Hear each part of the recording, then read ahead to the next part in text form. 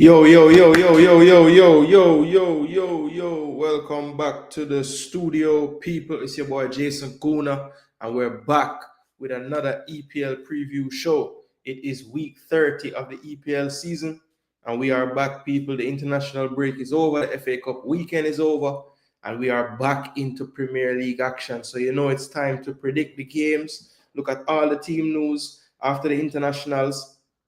Yeah, man, we are back. We are back. Red Skull said, about time. Blessings, Red Skull. Me did tell you, said tonight, brother. Tonight, before the fixture them Tuesday, we are run out with all the news, all the information. We there watch football while we do the show. You don't know the thing go. We watch USA under 17 and Trinidad. Tool of USA now. Not a bad showing from Trinidad, to be honest. I thought it would have been a worse bag up. And big match in the JPL just start. Arnett versus Cavalier. So yeah, we are multitask people, but we are bring the content to you guys because that's what we do. Yeah, we put on a vintage tonight, draw for the Puma Arsenal kit. You know? Yeah, man, we're feeling nostalgic tonight. And for all the gooners out there, you're seeing the news making the rounds everywhere that the one star boy, Bukayo Saka, makes his return. The manager says he's good to even start. So let's see. People, may just share on the content. While me I do that, just go and like up the video. We'll get started momentarily. You don't know the FA Cup games did play, so we're gonna look on how them game they go, see how the fourth semi-finalists them is. Yeah. And then we'll get right into the EPL content with the injury and team news. And then we'll go down into the first game and go right through all 10.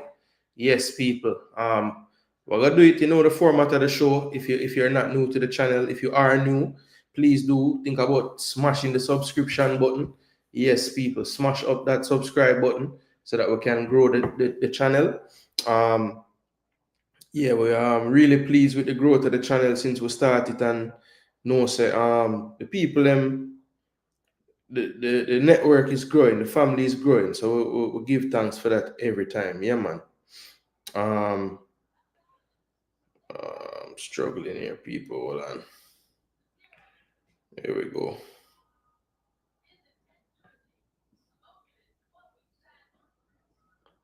Just send my message them, people, because it don't make sense you're live and nobody don't know you're live. All those who are members and subscribers, make sure you turn on the bell notifications. That's the best way. If you know, say we're live and I push out some content. Yeah, man, see us. Never even see the message from earlier, bro. Hopefully you can tune in. I know you're gonna send your prediction them as I hear style that. But yeah, people, I hope everybody had a good little break and thing. Of course, whenever you take a break from the YouTube, the international window, we'll bring the Jamaica content to the people them. So man's still putting in the YouTube work, watching games, some really good games in Europe. Nations League quarterfinals did hot. Yeah, man, some really good games. Very, very good games, people. So yeah, before we get going into the EPL content, as I said earlier, we have the FA Cup games to look at. So let me just show you guys real quick how that go.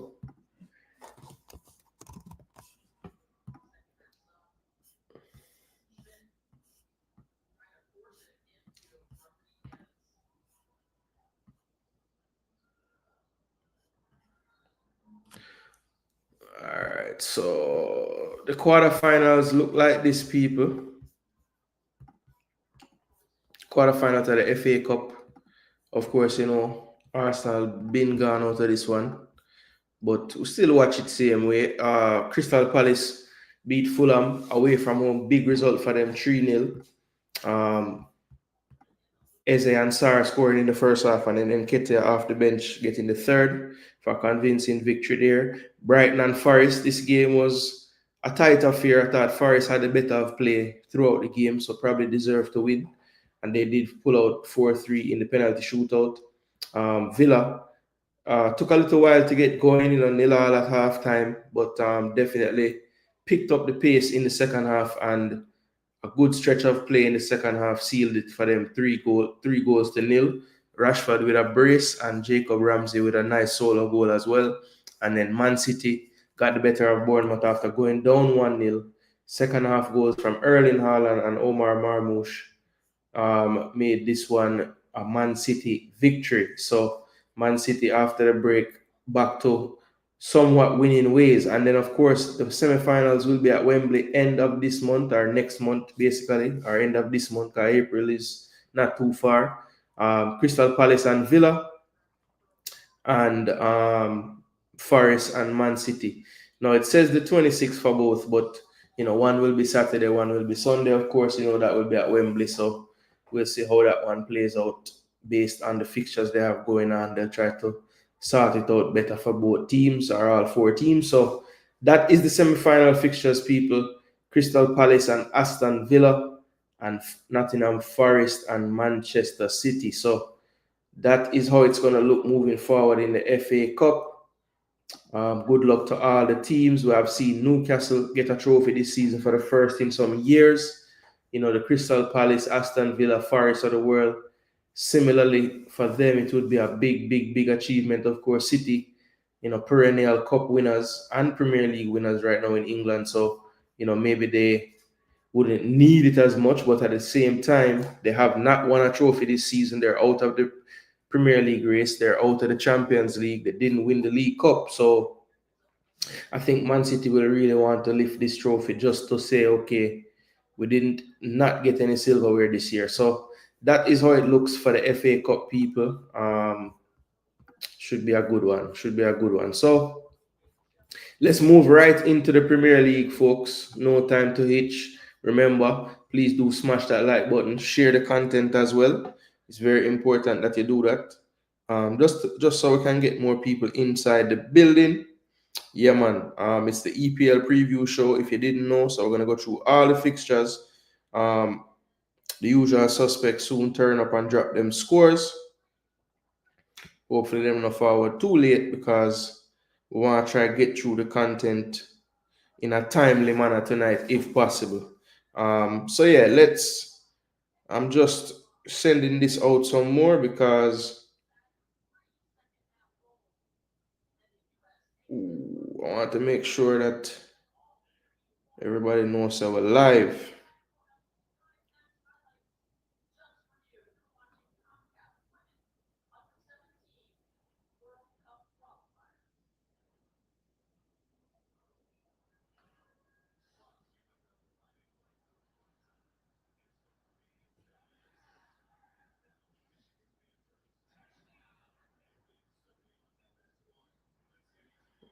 Fabian Reed early on. Goal for Arnett Gardens. Wow. Jadine White, Shappy.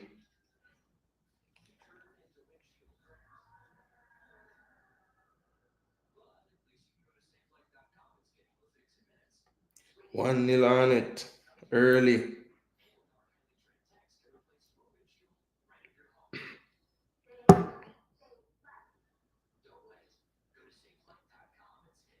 One nil to Arnett early.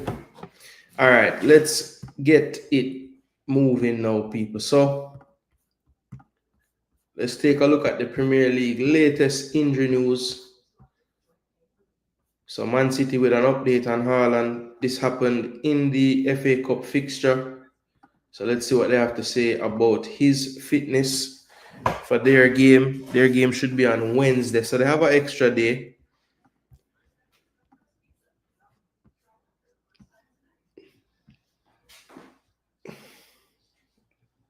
And it early out, get a goal.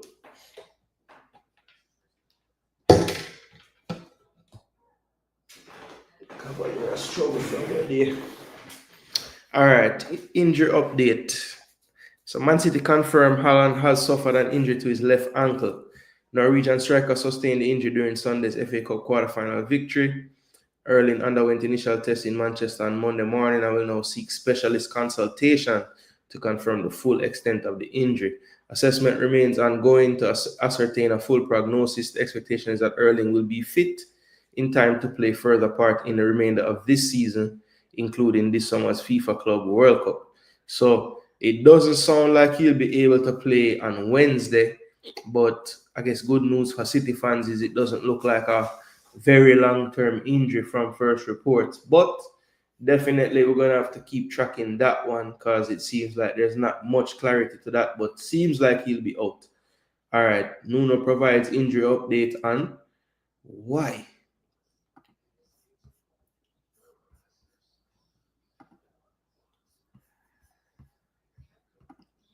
So is that the only thing?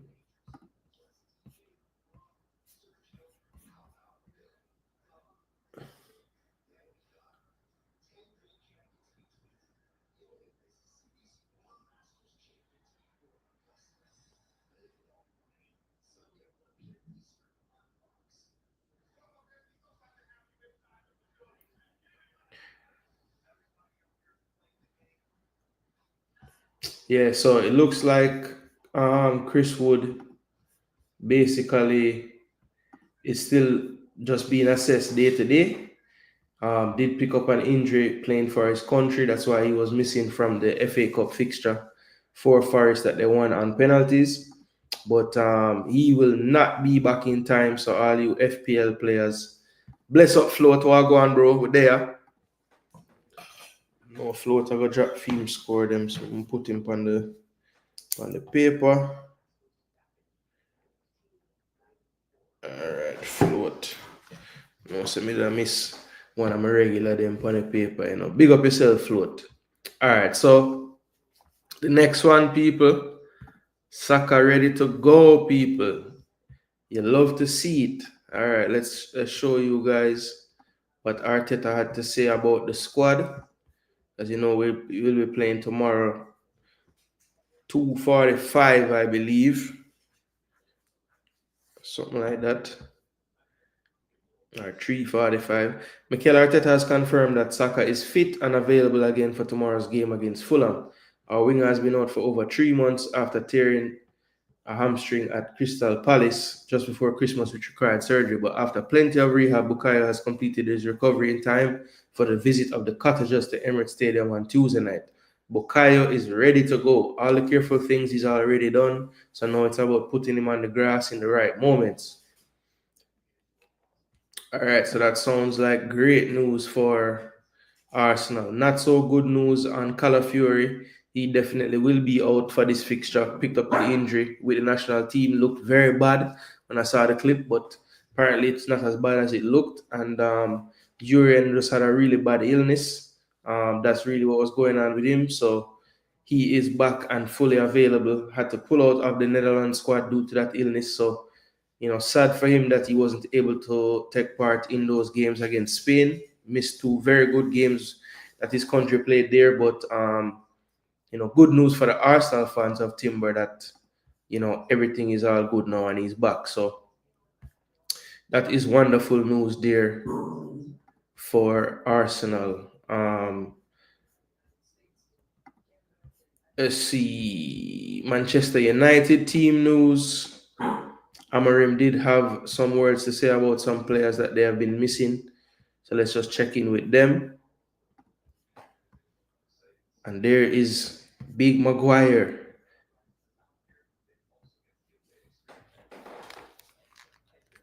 Let's see what I'm have to say. Luke is not ready yet. What is new? Can basically repeat that from a whole heap of different press conference of Man United managers. Luke is not ready yet.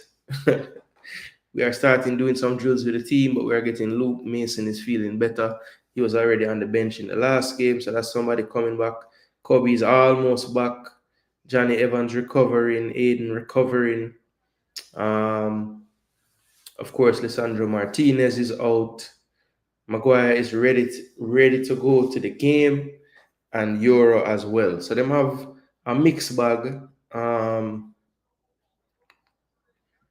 Dorgu comes back from his ban as well. And Chido Obi is not with the team because He's doing the FA Youth Cup semi-final at Villa, which would have taken place today, so he hasn't been with them. And of course, Man U play tomorrow, so I doubt he'll take part with the team. Yeah, this is Forest team news. Chris Wood, let's wait and see. He's going to be day by day. It's all about the pain he has. When I read those quotes, it makes me wonder maybe he might be back. Maybe he was held off in that FA Cup game with an eye to making sure that he could play in the Man U game. So let's watch that one.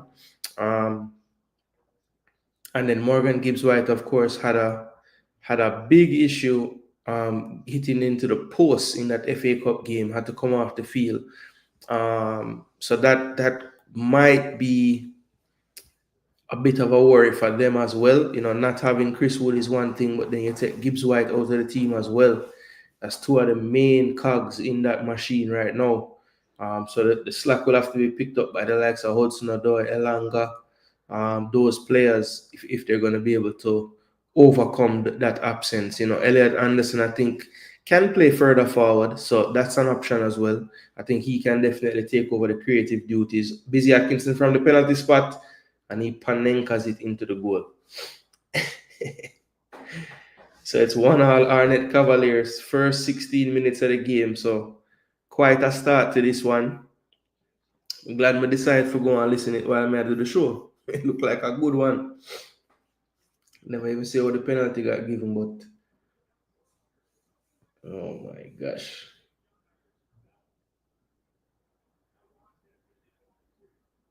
It was pretty obvious he was Panenka in it as well, but the keeper just never think he was going to do that. So 1-1 now. Good game. All right. So that's the team news for the Man U Forest game.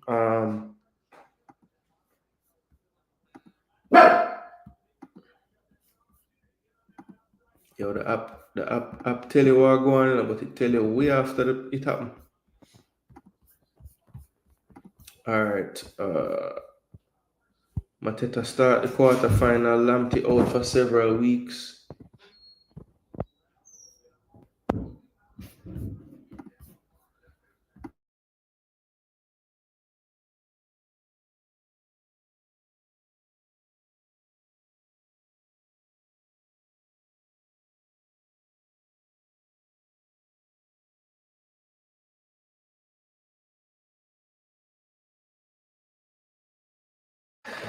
Yeah, people. So that's basically the team news, or the most important team news going into the weekend's fixtures. Others that people might be worried about. Cole Palmer, he was pictured back in training, so it's looking like it should be okay.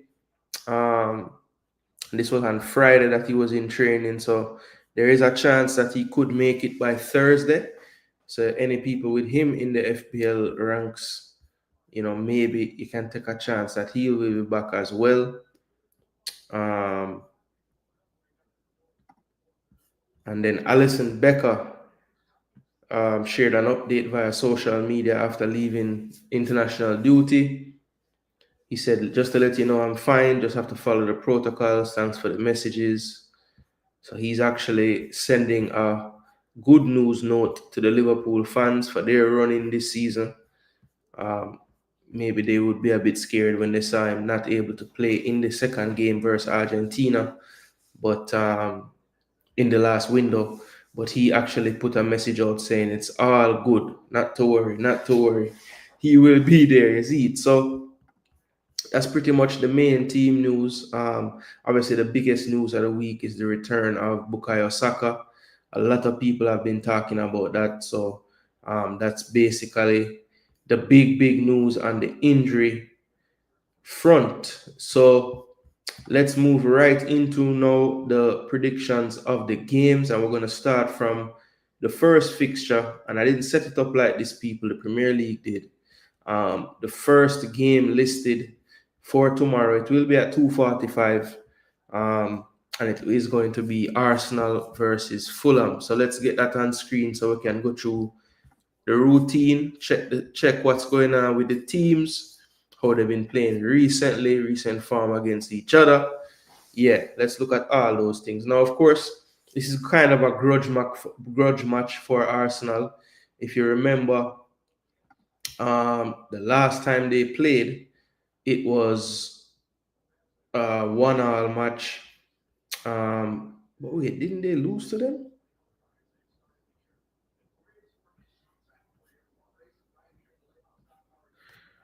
Didn't we lose to them earlier this year? Oh no, Saliba did score back. Yeah, so it felt so much like a loss. I thought we lost to them, but it was actually 1-1. Saliba found a goal in the second half. But I remember we huffed and puffed in this game and just couldn't find the goal. Wow, we had strikers playing, we're bringing strikers on the field. This was a good time for Arsenal here. But yeah, I think this is right around the time when Saka would have gotten. I think he just got injured around this time. Okay, so he played this game. So yeah, he would have gotten injured really soon after this, because it's been 3 months. But yeah, this was our lineup that day. We were still playing Partey at right back. So I remember these times. I think Gabriel was injured in this game. I think he had an injury, so he didn't play. And I remember this. I mean, literally, that goal they scored was like the only thing they did in the entire game.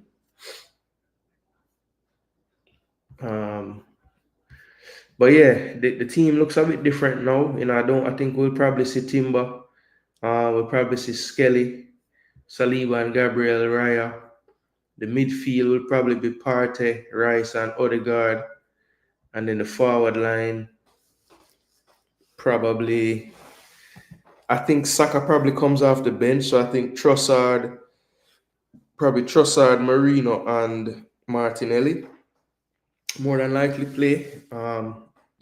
Could be Ethan as well. He's been getting some starts, but not sure. Not sure what the coach gonna do. I mean, does he want the focal point that is Marino, or does he want, Trossard through the middle, or even Martinelli through the middle? We haven't seen that at all.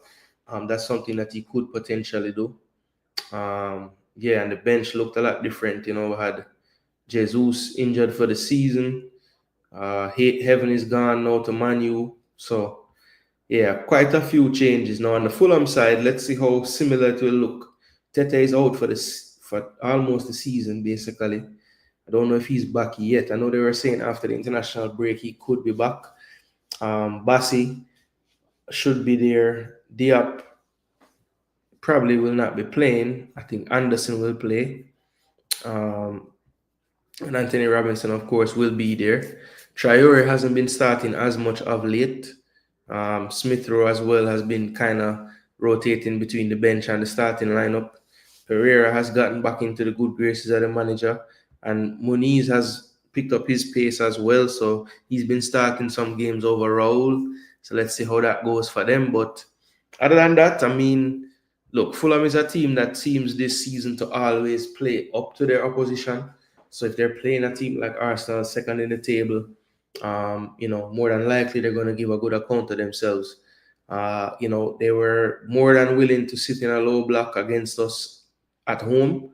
So I don't expect anything different in this fixture. My hope is that, with the slightly rejuvenated feeling, the fans not seeing the team play for a while, I expect the atmosphere to be really good tomorrow. And it's going to be on Arsenal to make sure that atmosphere can be maintained. In recent times, it has been a bit vanilla in terms of Arsenal's attacking play sometimes. Very predictable, too much side to side. As long as Arsenal keep the intensity up in terms of their passing and their movement, I don't believe that Fulham will be able to cope. We saw them capitulate a bit in the FA Cup semi-final. I think Crystal Palace really, put it on them in that game. And I know Crystal Palace plays a slightly different style from us, but I just feel like Fulham is a bit of a streaky team, and I'm just hoping that that 3-0 loss in the FA Cup quarterfinal is more of a symptom of what they're doing right now as far as how they're streaking. But this is what their history is in the league: 35 played, 23 wins to Arsenal, 4 wins to Fulham. They have never beaten Arsenal away. So that's a good sign for Arsenal. Hopefully we don't make it a first tomorrow, but definitely dominating this fixture over a period of time. But I will say, in recent history, it's been a lot closer, as you can see. Of the last 5 times we have played them, 2 wins, 2 draws, and 1 loss. So Warner Brown with another goal. Damn. Jadine White go concede about 5 today. So 2-1 to Arnett. Warner Brown with his 19th. Him on fire right now. So yeah, Fulham recently has been better form, but Arsenal, as you can see, not good enough to be chasing anybody in the league right now. 2 wins, 2 draws, and a loss in the last 5. Fulham with 3 wins and 2 losses. So Fulham actually accumulating 1 more point over the last 5 games than Arsenal. And that was a brilliant header. There were 2 Arnett players ready to buck in that ball. All right, this is the tail of the tape so far. So 2nd place Arsenal, 8th place Fulham. Arsenal with 4 more wins, drawn 1 more game, and lost 5 less. Averaging about just under 2 goals per game at 1.83. Fulham at 1.48. Goals conceded is where Arsenal have the big advantage, 0.83. Fulham not so bad though at 1.31. But many more clean sheets for Arsenal, 11 to 5. Chances created per match, Arsenal lead that one as well, 2.55 to 1.86. Biggest win, a 5-1 against Crystal Palace away for Fulham, 3-1 versus Newcastle at home. They got 4-1 from Wolves at home. That's a mad result. And the worst defeat so far this season for Arsenal, just a 2-0 defeat to Bournemouth on that tough day where we were down a man and everything was against us. Probably deserved to lose anyway. Raul Jimenez leading both teams with 10 goals. Havertz hasn't played since a while and he's on 9 in second. Iwobi with 7 assists. Anthony Robinson and Bukayo Saka. Look at that. Saka hasn't played for 3 months and he's right there. Rice next with 5. And tackles Partey and Robinson battling out that stat there. So that is the latest form, all the latest news about the teams as well. So now it's time for the fun part, people. Who do you think wins this fixture between Arsenal and Fulham? Let's see. So for me, Fulham now scored nothing.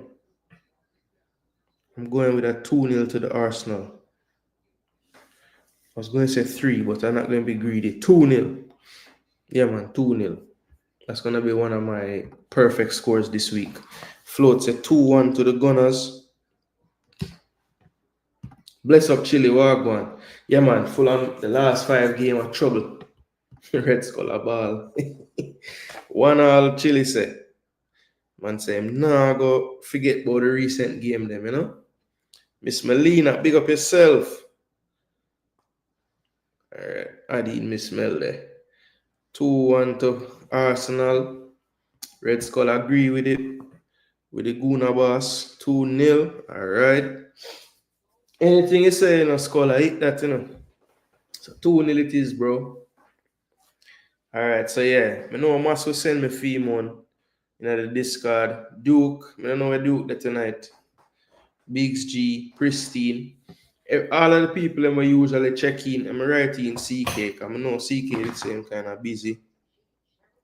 I know him probably send the message. Adin. Yeah, man, clip him. Them now score, man. I tell you that. Yo, a JPL game, go on,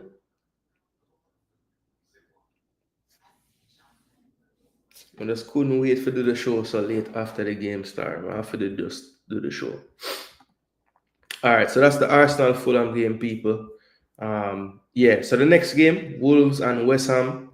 Boy, I tell you, if Wolves had the full complement of the players, I think I would have go with Wolves in this game, But you see, no Cunha, that's a serious thing for Wolves, man. even though they never look half bad. I think in the game, I think they were playing who they played, Southampton. Yeah, so they didn't look bad in the Southampton game, but it was Southampton, you know. But Strand Larson looked decent, but he is carrying a slight knock, so he's gonna be a game time decision. But I think with the problems with Cunha, I think Strand Larson probably play. But we'll have to wait and see on that one. But they have played 17 times in the Premier League now. It's pretty even. 9 wins to West Ham, 7 to Wolves, with 1 drawn game. Typically, Wolves have decent success at home. Of their 7 wins, 4 have come at home. But this season, in the reverse fixture, it was 2-1 to West Ham in December, 2-1 to West Ham as well before that. So West Ham have won 4 of the last 5 against Wolves. So for whatever reason, they're getting the results over Wolves. And as I said, I don't love the fact for Wolves that Cunha is out. I just feel like he's just going to be that player that they would need to make that difference. And when you look at West Ham, I think kudos, the international window probably will do him good, because for whatever reason, he just can't produce anything for West Ham this season. He was able to go on international duty and, get on the score sheet. Maybe that changes his fortunes a bit. I know, of course, Jared Bowen usually pops up with a goal or assist as well. So I think because Wolves are down some players, even though I'm going to be honest, I think Wolves this season, when you really analyze them season, they really shouldn't be so far down, Like, I think their defense earlier in the season was really letting them down. Because a lot of games they play, they would be in it, they would score goals, and they would just concede 3-4 and not win the game or draw. And that was happening to them week after week, and people kept laughing at me saying, yo, you keep saying Wolves unlucky, but at what point is it not really just that Wolves unlucky? I'm just not that good. But I feel like Wolves have a decent team. When you look at their players, I mean, their midfielders, Andre, João Gomez, they're decent players. These are players that have been in and around the Brazil team. I know right now, saying they're in and around the Brazil team isn't the biggest achievement, but I just think the difference is going to be like Cunha not playing, especially if Sean Larson isn't 100. I think Bellegarde has been on form of late, so he will be helpful as long as he can perform. But I'm going to go with, I want to give the game to West Ham, because of Cunha absence. But I'm going to say that Wolves find a way in their stadium to get a point. So I'm going to say that one ends 1-1. 1-1. I think Wolves' defense has gotten better under this manager, so they're not really shipping in as many goals. So no, I know I'm not injured, but remember the man suspended till like 2 more fixtures, But the man do some madness after the last time in playing, brother. So I think he's a 6-game ban the man get or something like that, and he has 2 left. He served 4 of the games. So he have this game and the game weekend, and then he'll be back the next time. Ooh, Cavalier should have finished that. Should have. So yeah, I'm gonna go for a 1-1, people. Let me know what you guys think on the Wolves hosting West Ham at the Molineux, people. Let me know. I went for a 1-1, based on all the things I just said. But yeah, it's pretty interesting when you look at the recent fixtures. Very similar: 2 wins, a draw, 2 losses. So not much to make a decision there.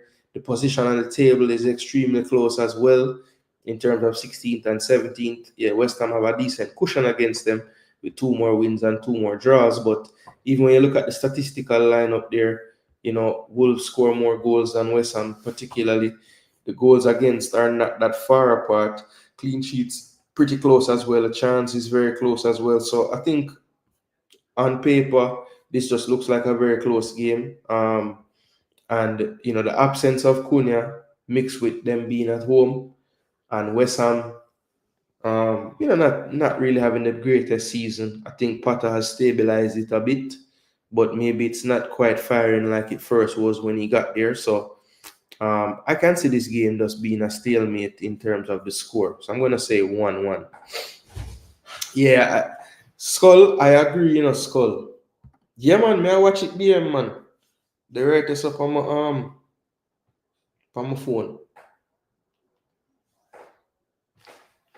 Should I just put it on the TV now? Cause the USA game done. But I watch USA under 17 against Trinidad too. Trinidad was holding them for a long time. And then I think it's about 60 odd minute, them finally get the first goal. I think them lose 2-0. Unless I missed the third one.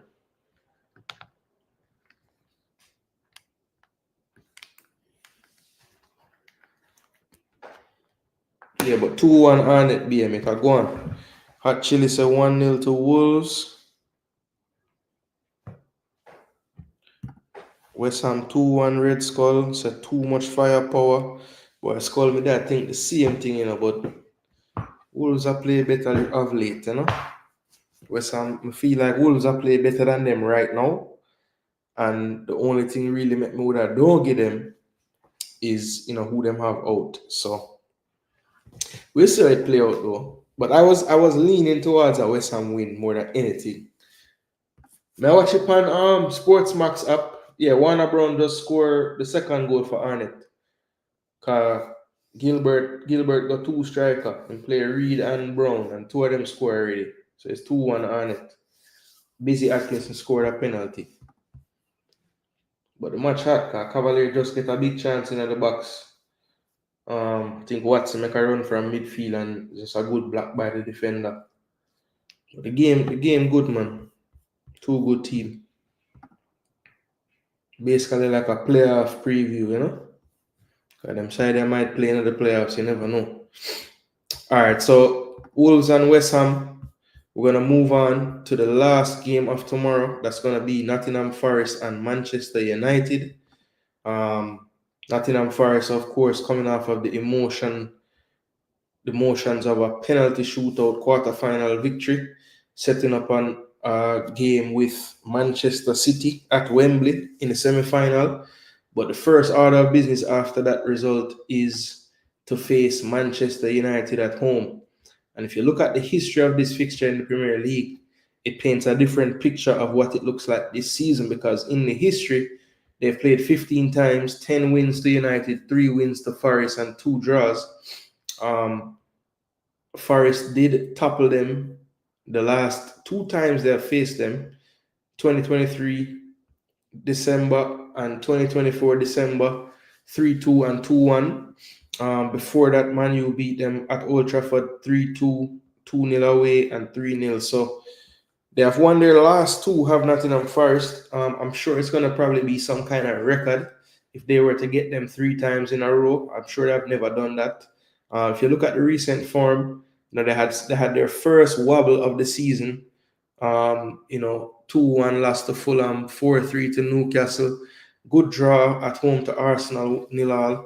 But then they recovered in the last 2 weeks, beating a team that's closer to the top of the table and then beating a relegation team 1-0 over City and 4-2 over Ipswich. Manchester United, only 1 loss in their last 5. That's not bad since for how their season has been going. 1-0 loss away to Spurs, 2-2 draw away to Everton, 3-2 win at home over Ipswich, a 1-1 draw at home with Arsenal, and a 3-0 win before the international break away to Leicester, the team that Manchester United. Wow, big injury.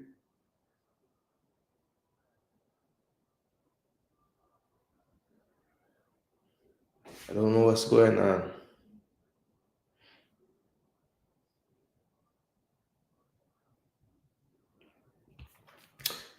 Yeah, so this is what I was talking about on the table now. Forest all the way in 3rd, Man U in 13th, unfamiliar position for them in the league.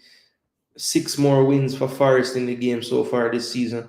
Man U has drawn 1 more game, 5 less losses for Forest.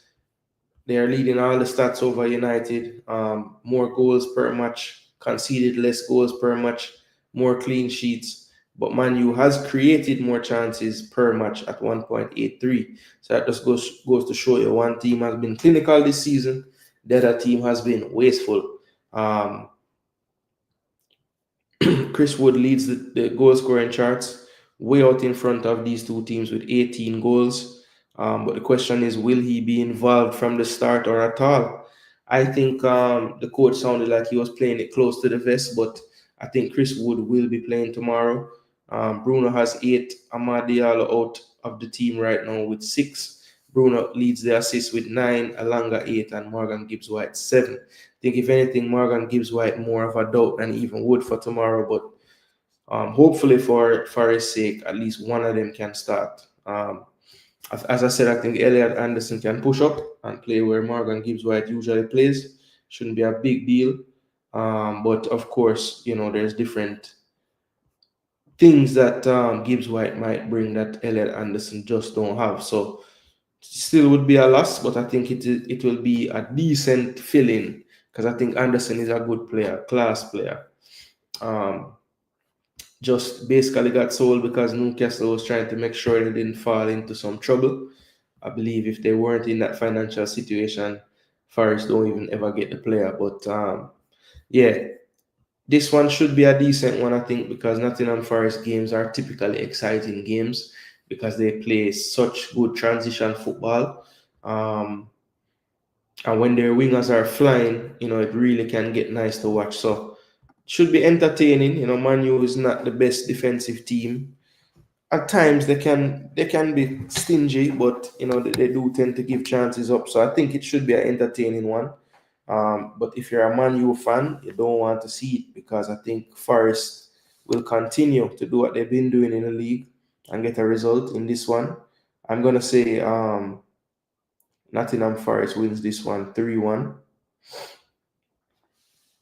Yeah, I think it's gonna be too much for Man U. The constant threat that is coming their way. Floats a 2-1 to West Ham. All right, Float must say a word. Nitro said, bless up the donkeys here. I feel no way, Nitro. You see the 3 game them I will do already, Nitro. So you don't know. If you don't want to be donkey again, just put something else. Forest 2-1 to Chile. Duke now they have to give with the United win. United don't have to worry. Them getting a free. And Cavalier equalize again. Busy again. So, whoa. Match big. Wonder if Arteta prank because of Tom's full day. Jeez, yo.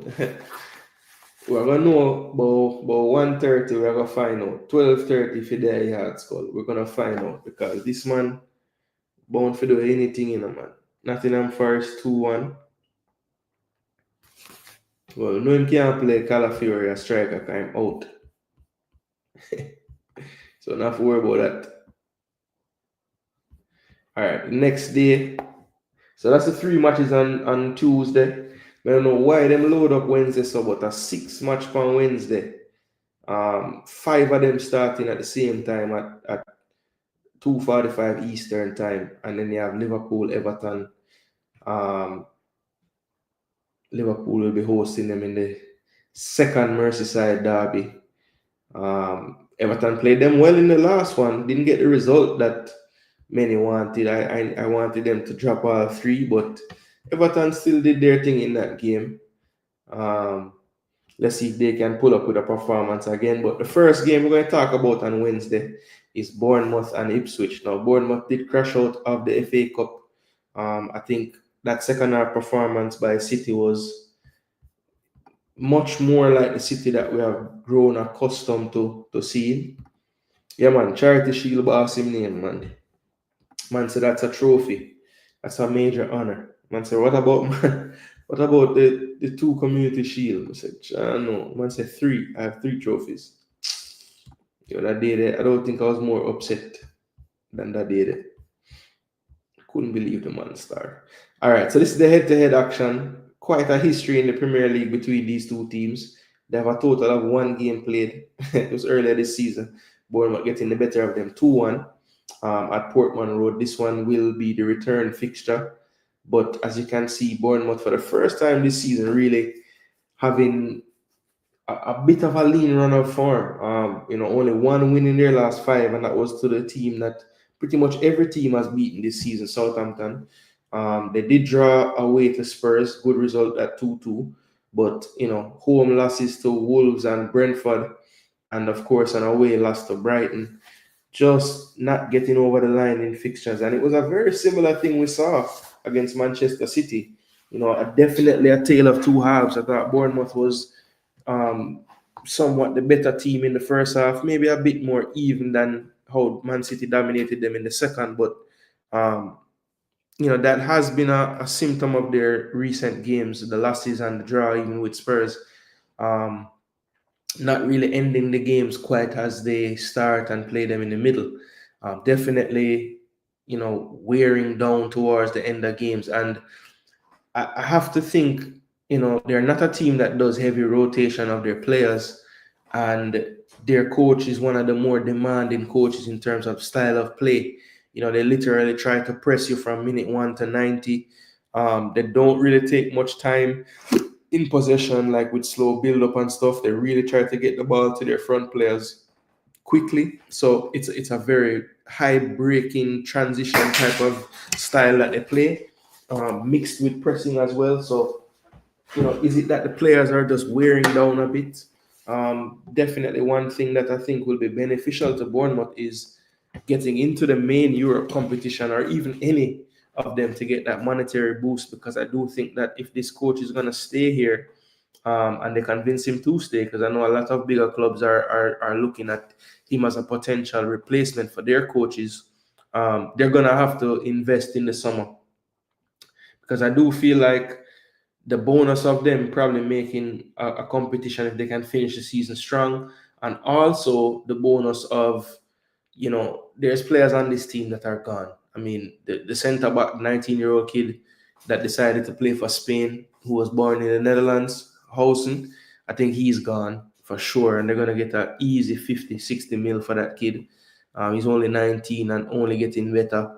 Clivert could be somebody that a bigger club might be looking at, because at this point, I think he has had such a history in the game in terms of being at a lot of different clubs, a lot of different places. And maybe it's just a situation where he always had this type of talent, but he just never quite put the game together mentally and tactically. I saw him playing for the Netherlands against Spain.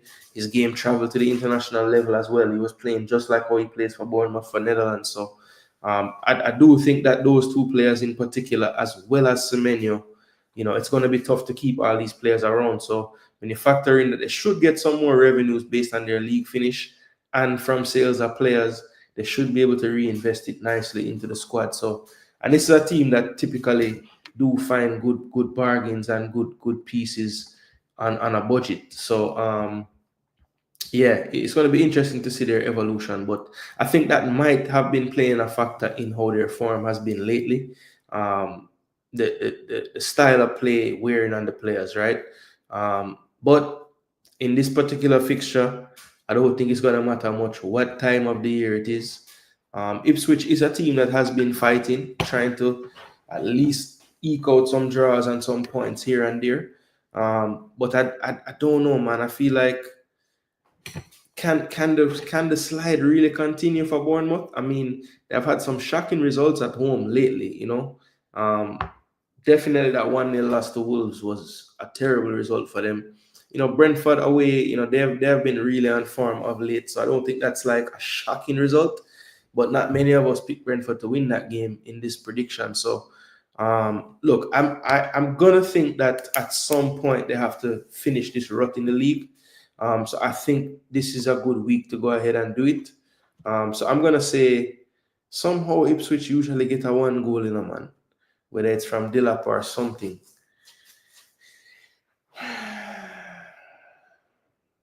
It's been a while since they've kept a clean sheet too.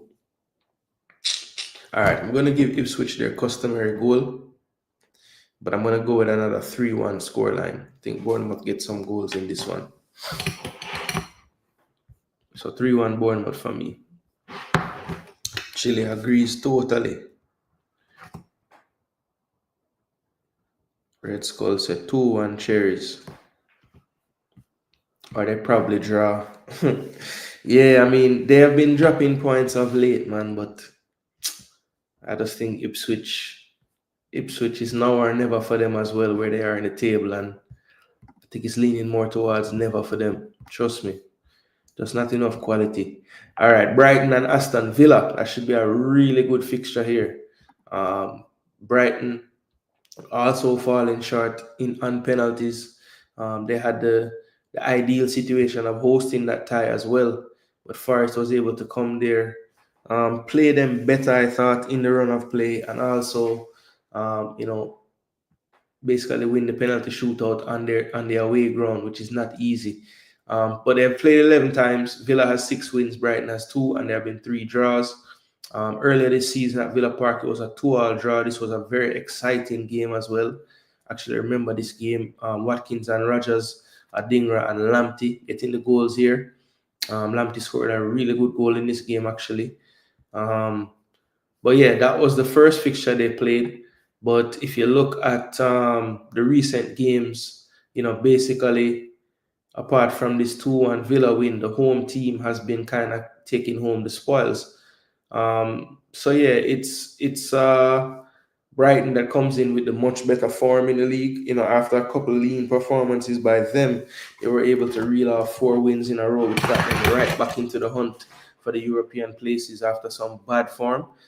Villa, on the other hand, 2 draws, a win, a loss to Palace. That was a big loss away, 4-1, and then they did have that 1-0 away win over Brentford. They are not so far apart in the league in terms of points, just 2-point gap there, 2 more draws, both on identical wins. Goals scored per match, Brighton with the edge there, 1.66 to 1.41. Brighton also with the edge in goals conceded per match, 1.45 to 1.55. And all that with a 7-0 defeat to Forest on the books. 7 clean sheets for Brighton to 4 for Villa. Chances created per match a little bit more for Villa, so they're also being a little more wasteful then. And then you have the big win, worst defeat for both teams. Watkins on 13 goals. People said he kind of has fallen off a bit this year, but 13, not too shabby. After putting up 20 last year, I think it was, or 19. But still has some time to get some more goals this season. João Pedro, Jean Duran moved on to Saudi. And you have Pedro, Watkins, Digne as the assist leaders. And Tielemans, I think, has probably been the most consistent Villa player this year. Kind of unsung as well, but really been putting in some good shifts for them in the midfield. Typically, when they play well, he's playing well and having a good game. Kind of playing that quarterback role in the midfield, just setting everything up, setting the table for the rest of the team. Brighton and Aston Villa, though, this is a really tough one to call, to be honest. Villa, the type of team in a 5-10 minute stretch can just put the game away. But I think they just have not been stingy enough defensively this year. As you can see with some of the players they have on the back line and a keeper like Emi Martinez, you would think that they would be able to have more than 4 clean sheets at this stage of the season, but that has not been the case. They have, though, in their most recent fixture and win in the Premier League, kept one. So is that something that they're starting a trend of some sorts?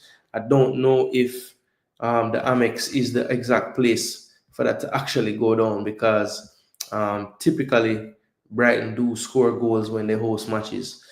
So I think that won't change in this fixture. I'm going to go for an exciting, just like the last one, a 2-2 result. I think not the result that either team really needs right now, but that is how I see this game playing out, people. A 2-2 hard-fought draw.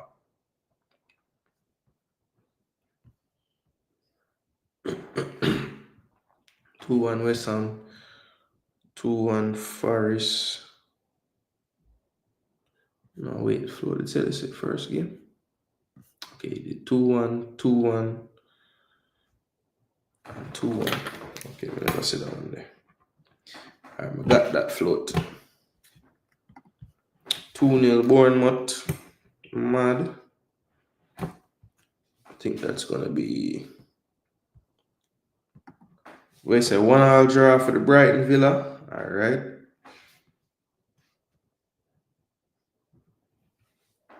I agree with the draw still. Bless up DJ Gigs. Walk on.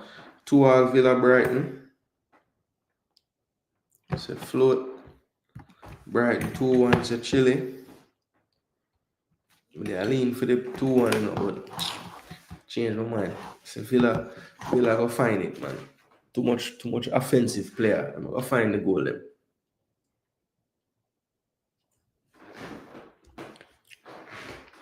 Yeah, people. Beat me. IPA, you know? Alright. So yeah, this one should be a good one though. I think it's gonna be an entertaining game. That might be one of the games that I have a lot of eyes on while the game's playing. Then we have Man City Leicester. Yeah, I think this one is gonna get ugly. I don't see any way that Leicester hold out this team for a whole game. You know, they're 5 losses on the bounce. I think they're gonna set some kind of record as far as issues in terms of amount of losses in a row. You know, Marmoush probably will be leading the line, which I think could be even worse for Leicester. So yeah, it's gonna be tough.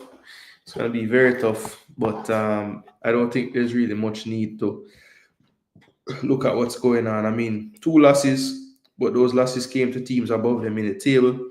They beat Newcastle 4-0, beat Spurs 1-0, drew with Brighton 2-all. That was actually a really good game. But Leicester have lost to everyone, whether you're, you know, bottom half, top half, you know, top 2. Leicester plays you and they don't get anything. So don't think that changes tomorrow at the Etihad. I think it will be.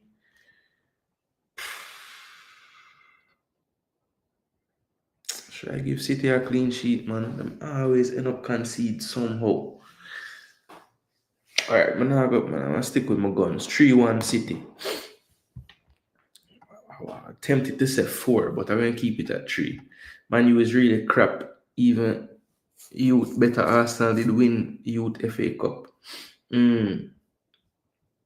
Both teams seem to have been giving surprising results this season. Yeah, for real. Villa and Brighton. Yeah, they're tough teams to figure out, man. Like they will win a one game, look great, and then I don't know. Honestly, I wish they could get into form. It ain't happening, man. Leicester not finding no form anytime soon, bro. It's not looking good for them, bro. And I think City, it took a while to get into that FA Cup game, but parts of that second half was looking really good for them in terms of how they were playing. So I feel like them catching Leicester at the perfect time for us keep on pushing forward. Wait a second, on your birthday month, them can't do that, eh? Yeah, man, I guess City to win that time actually. But I think you have to fret, bro. Leicester joke it out. 3-1. All right. Chile agree with the scoreline. Yeah, man, I'll keep on dropping the scores, people. Keep on dropping your scores. I think, yeah, everybody were there, I'm having the scores them up until this one. So yeah, wanna keep up well. Skull said 2-1 City. All right, got that one there. Just float now. Forgive me that one there. And then we'll lock up everybody's scores for so far.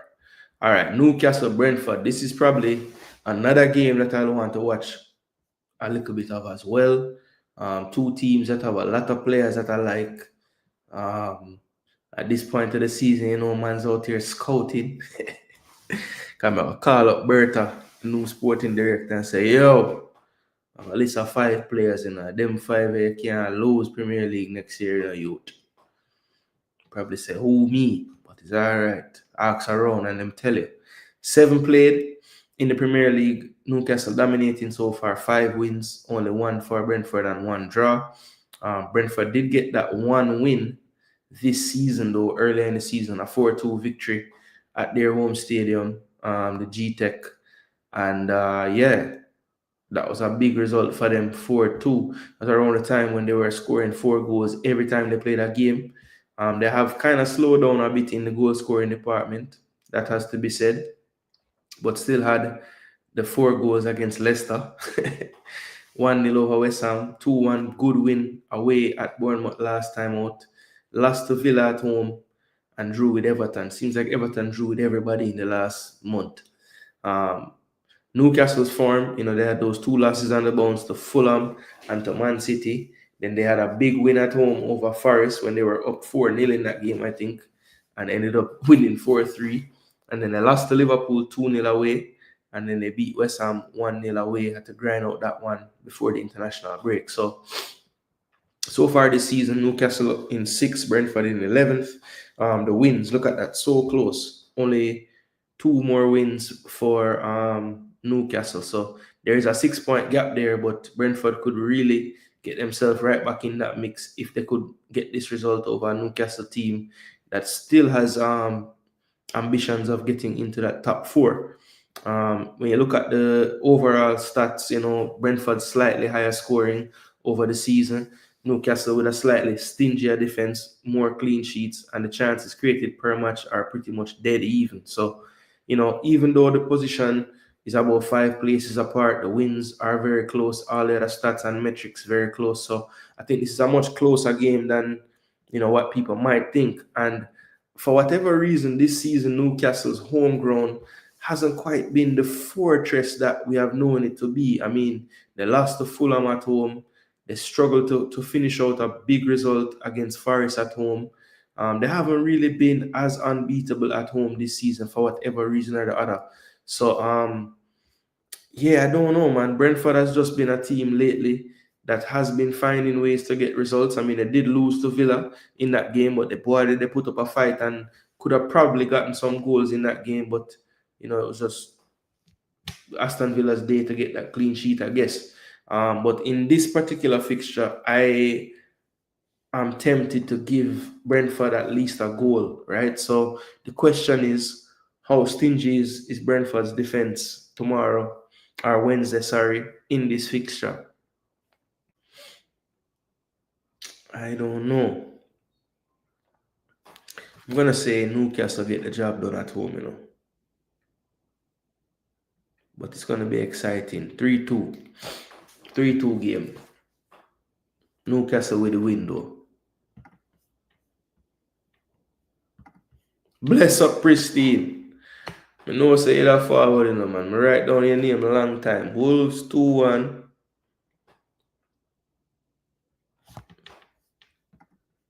Ooh. Where's the Ryan Shirky? Jammy bastards. Bertha need to cook. Oh, yes, man. I'm gonna need him to cook with grease too. 2-1 Arsenal and 2-0 Forest for the Tuesday game. Them alright, Pristine got them there. Yeah, man. Haaland injured, man. Big up, Tivity, big up. Go back in the swamp, man. You pop out your head, just go back down there. No bother forward back. Big up, bro. It's a Netflix side. That's cool, man. You wouldn't say lucky? Okay. Oh, a Scully attack. Brentford 2, Newcastle 2. Yeah, I think this game going to be one of the better games this week, man. Two side them, when they're ready, can play some good football. 1-1. City 3-0.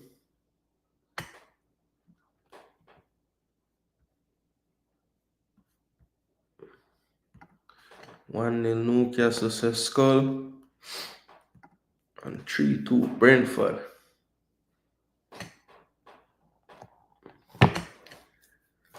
I never get the Man City Leicester one. Yes, I did. Never mind.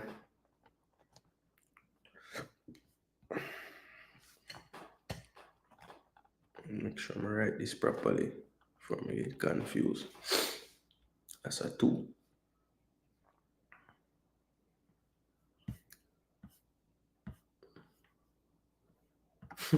They say if you're lucky, Rodri fit right now.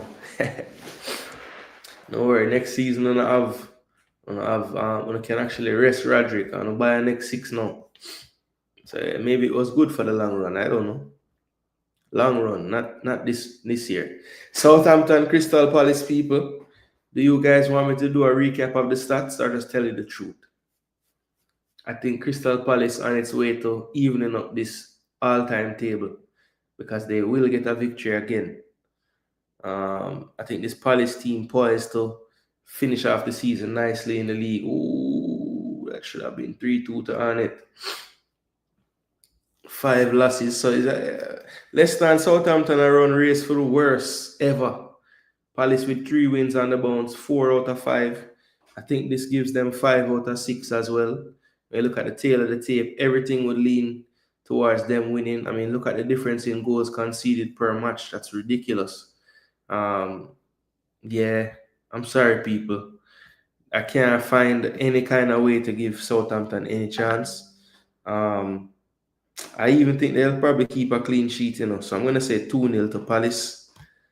Workmanlike, professional, 2-0 win. Similar to what they did against Fulham away. I think that will happen here. And it could actually be more than 2, but I'm going to stay on the conservative side and just say 2-0. So yeah, I'm not take forever to do that game, the people. That one done. So these are all the games on Wednesday. The last one we're going to talk about Liverpool, Everton, of course. But let's see what the people them say about the Palace game. Pristine said 3-0 to Palace. No, yeah, 3-0. Chile said 2-0 to Palace. Skull said 3-1 to Palace.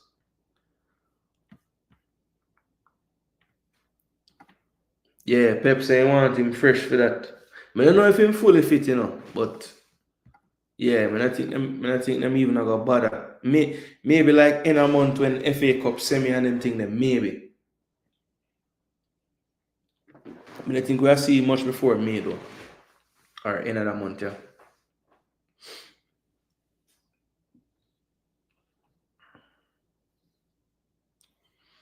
So 2 still in this JPL game. To go on. And it already missed one big chance in the second half.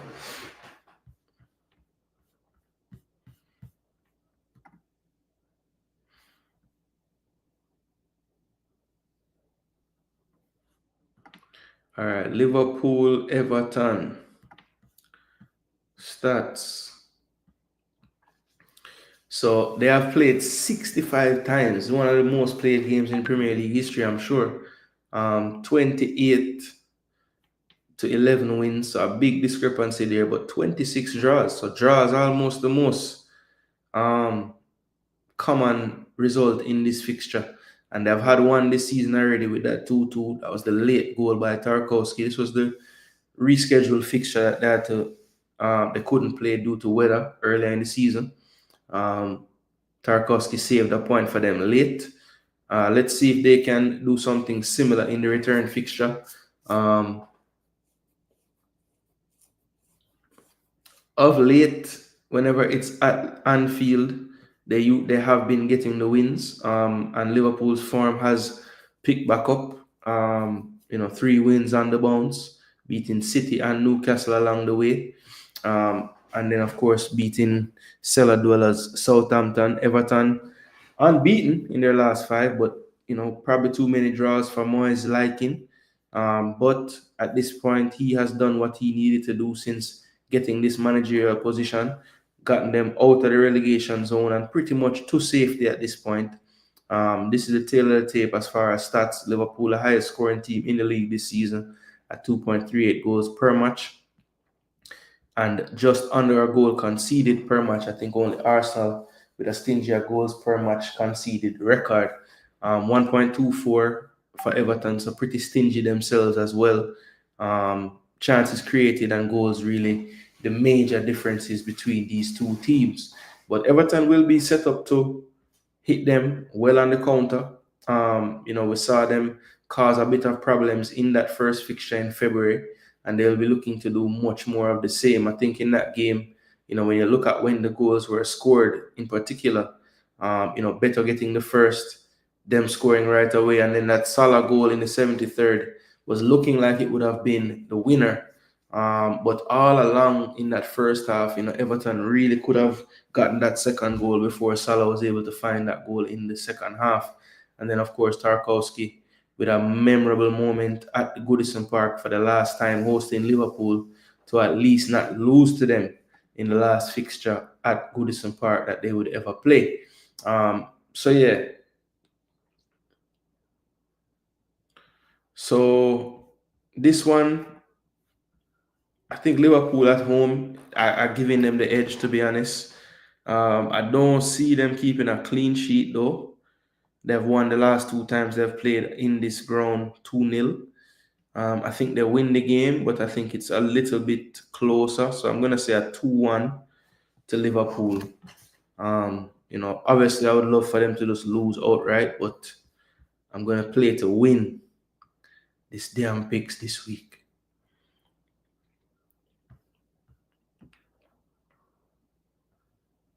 Yeah, man, semi-final. That's what me see it too. Bournemouth 3-0. Pristina filling in the blanks. So 3-0 to Bournemouth. There was one other one. Villa 2-1. All right, cool. So Pristina, you're back up to speed now. Midfielder is back up. Oh, you're talking about my boy NDI? Or Doucouré is back. Yeah, because he did miss a game for suspension. Yeah, so Doucouré you probably thought then. Yeah, he make a difference still. But will he make enough of a difference? Ooh, 2-1. Everton. Oh, you mean Red Skull? Somebody had to do it. So you have a smile when you one get a point, a serious derby and like the Spurs Arsenal one.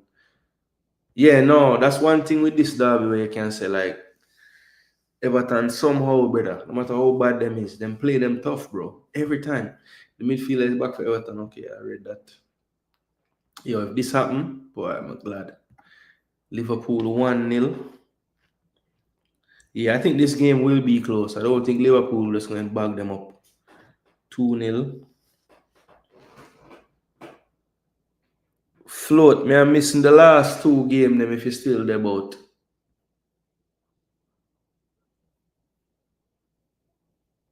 Yeah, man, hopeful pristine. Earlier, I heard Speed talking about the amount of World Cup the female national team went to. But I still can't get why he and others seem to can't see because the selection is actually the reason. No, them not go see DJ gigs because remember, them need the clubs to earn money. And the best way for the clubs to earn money, apart from like winning competitions in CONCACAF that is, or Caribbean, is to generate player sales. It's a lot easier to sell players to the bigger clubs at least and the bigger leagues for bigger fees if the players are capped internationals. So them can go around that fact all them want, but that plays a part in why the narrative is so different for the men than the women. And I mentioned that on my last Reasoning Time episode. I said, if the minute the league gets improved, the women's league that is gets improved to the point where players are beginning to get sold off the island to bigger leagues like in Europe or the NWSL or the WSL in England, straight from the league, then we'll start to see the same kind of things where you'll hear that, how do we motivate the players if they can't make the national team playing for their club? That's because that's basically what they say. Like, should we just stop football altogether if the JPL guys can't play in the national team? Which I don't know why those two things are so linked, but I mean, I get it still.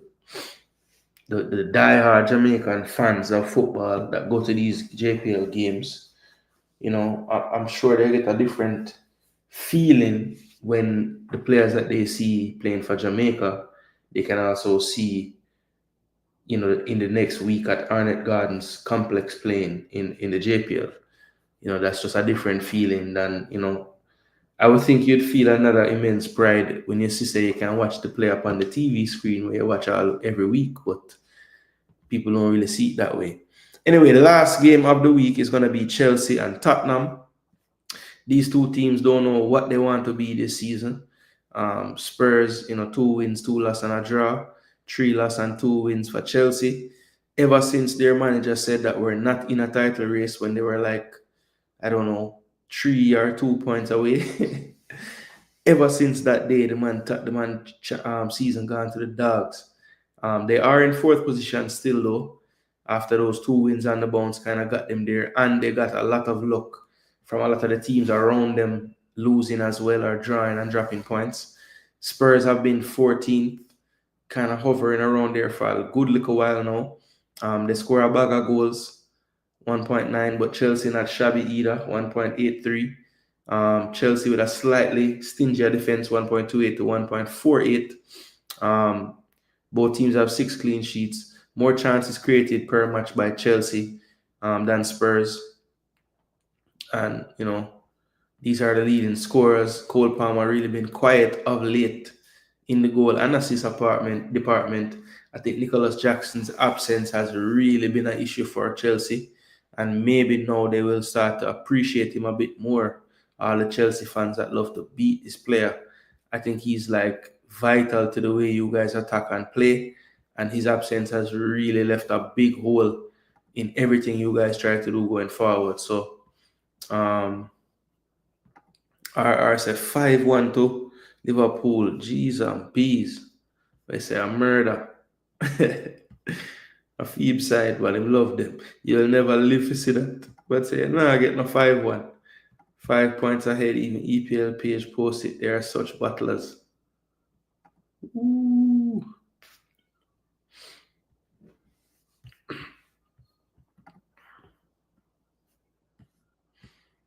Yeah, so Chelsea and Tottenham people, what do you guys think about this one? Earlier this season was a mad one. 4-3 to Chelsea at the London Stadium, or the Tottenham Hotspur Stadium, I should say. Yeah, this game was sick. Spurs went up 2-0 right away, only to relinquish that lead. By the time it was the 84th minute of play, they were down 4-1, or 4-2, sorry, after being up 2-0. And then when Son scored in the 96th, there was just a little bit more time left, and they couldn't quite get another one over the line, so they ended up losing. But yeah, this was a mad piece of game. This was back when Chelsea was really firing, and Nicholas Jackson was playing. So it ain't the same Chelsea. And to be totally fair, it ain't the same Spurs of late either, because their goals have kind of dried up for them as well. They did have the 4-1 against Ipswich, but every other game they've been, either getting blanked by City and Fulham. They did score 2 against Bournemouth, but that was a draw. And Chelsea as well, after being very free scoring in the beginning part of the season, not necessarily striking on all cylinders, and you can see that their talisman Palmer as well. Been a while since he's had that 14 goals. So, yeah, 2 teams that really kind of limp into the end of the season, to be honest. Chelsea does have the Conference League that they're probably favorites in, or very close to that currently, so they have some things to play for out there. And of course, they're in the thick of this top 4 race as well. So it is going to be interesting for Chelsea. I think if Chelsea really has aspirations of finishing in the top 4, they're going to need to stop losing so many games and at least making sure that they can get a draw. So with that being said, I think Chelsea will do enough to at least get a point, but I don't know, man. I mean, Tottenham will, on their day, provide at least a challenge to the Chelsea defense, and that's the part of the Chelsea team that I worry about the most. Why never pass the ball, brother? Oh, I'm get fouled though. All right, so Chelsea Tottenham. What am I have to say about that now? It's a rough one, man.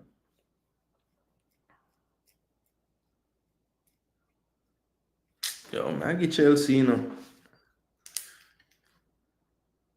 know what? Draw. Desmond. I don't know. I have one other Desmond. I go with Desmond again. Chelsea Tottenham at Desmond.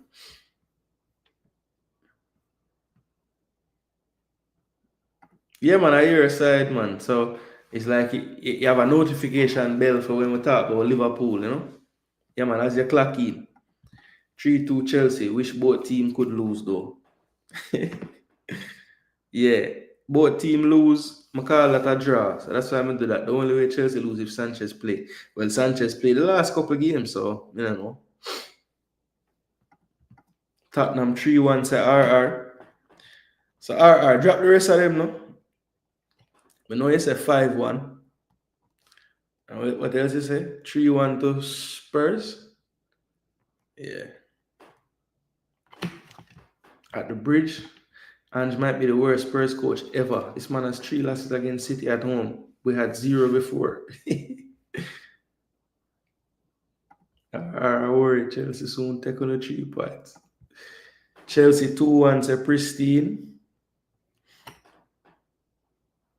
I don't know why I get Spurs no point, you know, man. Me and Chile will get this wrong. I tell you that, Chile. But I'm not change because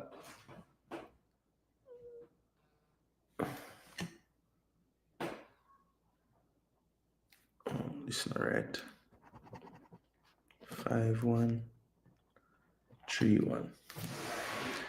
Yeah, so RR, I need the rest of the 8 game them in the boss. That's two score me get. Alright, so just to run through the fixtures one more time. For anybody that want to drop them scores, if you're watching on the replay, just drop it in the comment section.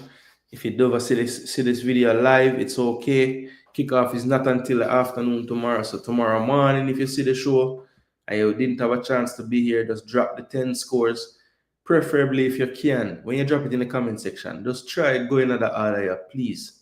It does make it a lot easier to put it down on the paper with everybody else one. So please do that if you can. If you don't do it, it's not the end of the world, but just make sure it's understandable how you write the thing. But Arsenal, Fulham tomorrow, Wolves, West Ham, Forest, and Man U, those are the games on Tuesday. Then we move into Wednesday. Full schedule in the afternoon. We have 6 fixtures. Bournemouth, Ipswich, Brighton, Villa, City, Leicester, Newcastle, Brentford, Southampton, Palace, Liverpool, Everton, and Chelsea, Spurs on Thursday as the only game Thursday afternoon. Then we'll be right back into the content that night to bring you the midweek recap show. And then Friday night, we'll be back for another preview show, the EPL Week 31 preview, where we'll go through all these fixtures through to Monday. All right, people. So that is the fixture list just to show us what's going on in the table overall.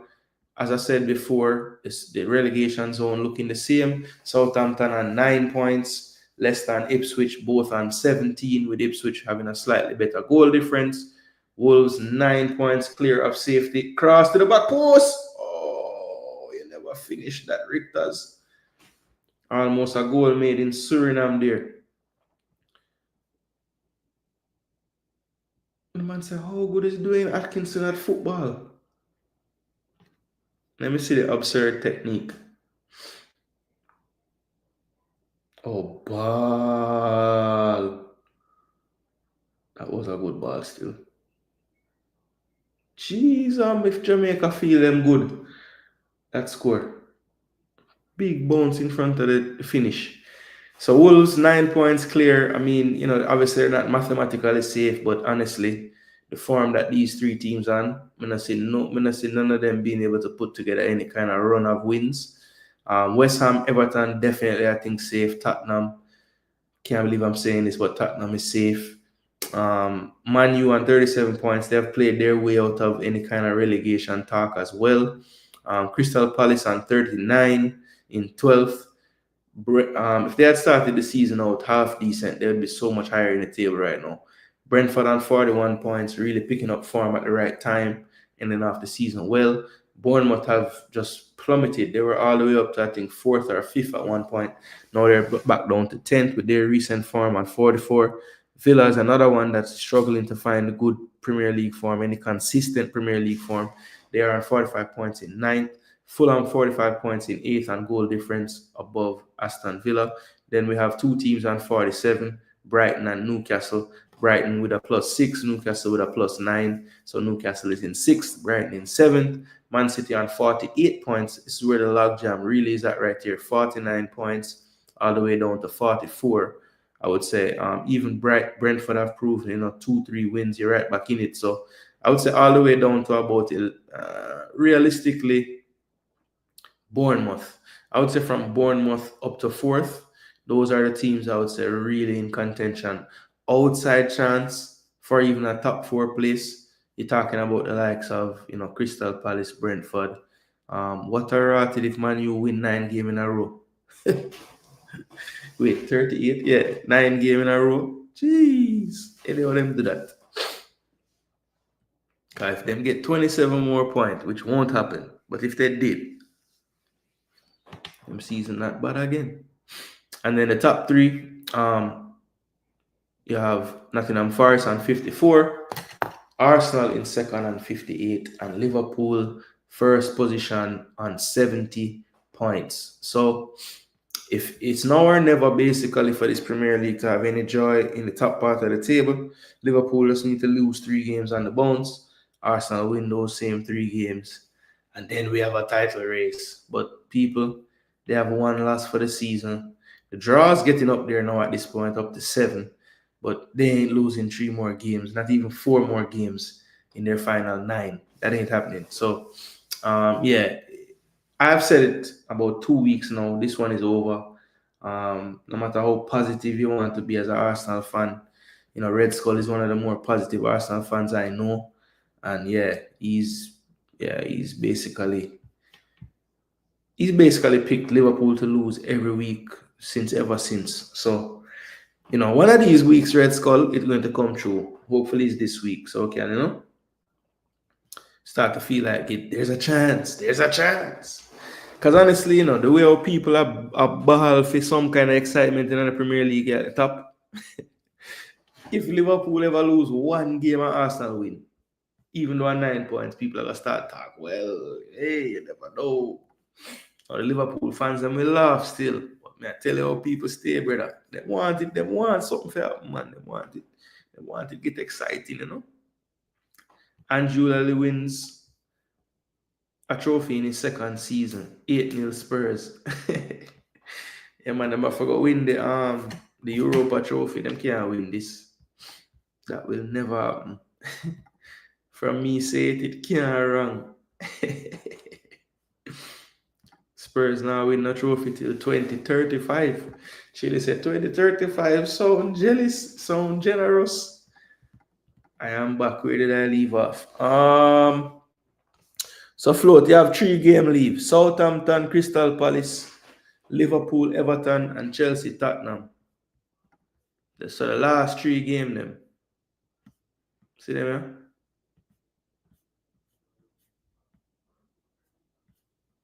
So them 3 games here. Southampton, Palace, Liverpool, Everton, Chelsea, Spurs. That's all you have leave, Float.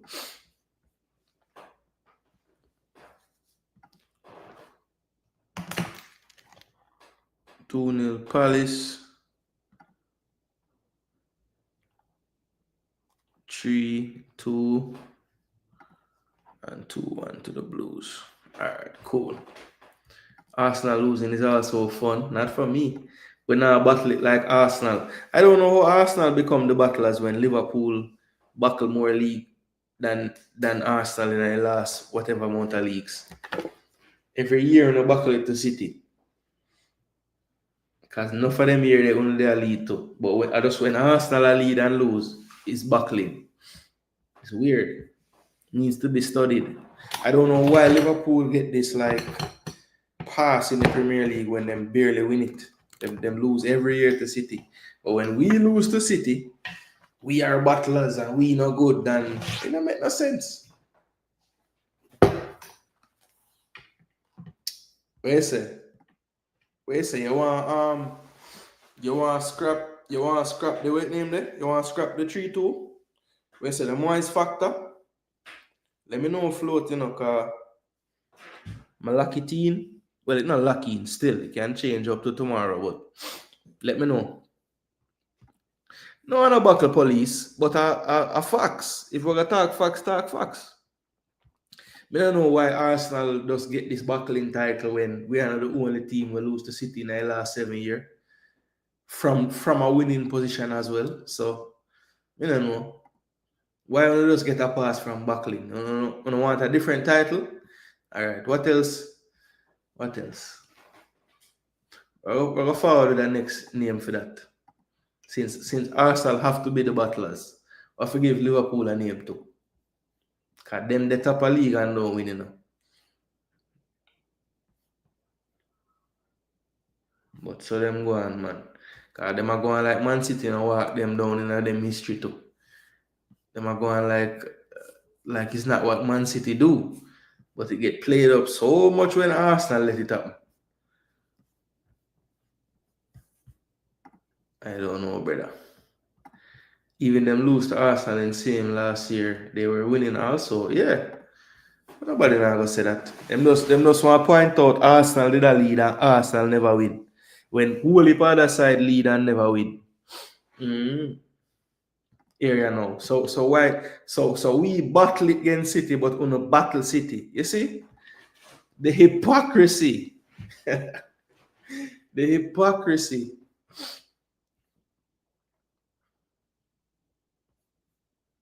The hypocrisy. Yeah, it that has a lot to do with it. The social media presence as well. We're all over Twitter, we're all over this, we're all over that, AFTV big. So yeah, it's a big thing. It's a big thing. You can go and laugh but you just a laugh because you know say me I talk the truth. You know? But to be honest, people, I hate that, I hate that, I'm not showing them a damn FPL team because right now, at crunch time, I need to make sure say, yeah. I need to make sure say, a 1 year me that say on the battle them. After the year when the two on almost buck 100. But every other year them win, I don't know battle them a Ross. By the time it reach couple game well season done. And the one time when they win the league, gonna run away with it. So I not like when they get challenged. And it look like we had to do the same crap this year. Me couldn't just win and challenge. But me couldn't slip couple time in them next 4 or 5 game, man. And it get tighter. Yeah, man, you go see. Still 2 hours, still 2 hours. I go watch the rest of the game. About 75th minute now. So I'm gonna jump off, taking the rest of the game, yeah. I don't know people, as I said, we'll be back with some EPL content Thursday night. That will be the review show. We'll go through all the fixtures, talk about the big incidents, talk about the goals, talk about the teams, check the table as well. Obviously, we have do the tallying up of the standings and see who win for the week, who get donkey for the week, and all them good thing there. We say deserve an easy title race for once. All right, boss. The only one you had was easy. You don't want to win a hard one. You don't want to win a tight Premier League race. I guess that's not really on you still. That would be on us to do better.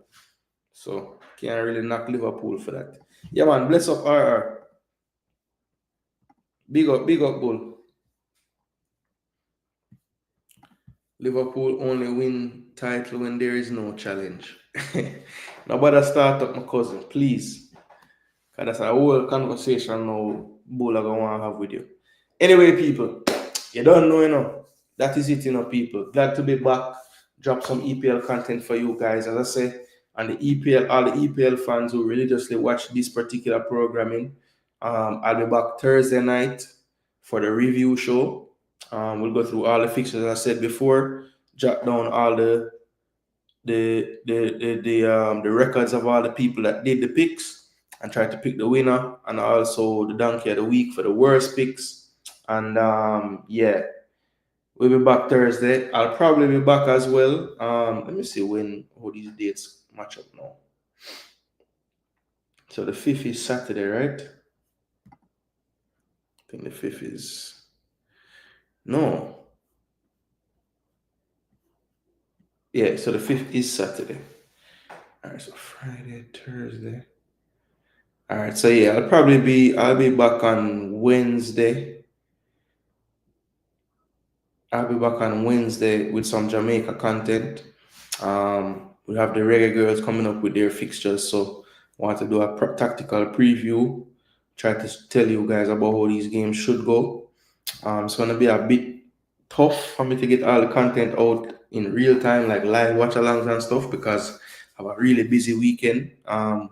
That I have some games and stuff. So yeah, I'll be on the road most of the days, but definitely gonna give you guys the content that you used to from the channel. So that's the preview review shows, tactical preview show for the reggae girls, and also try to get a reasoning time episode in as well with some latest breaking topics and hot topics in the Jamaican football space to discuss.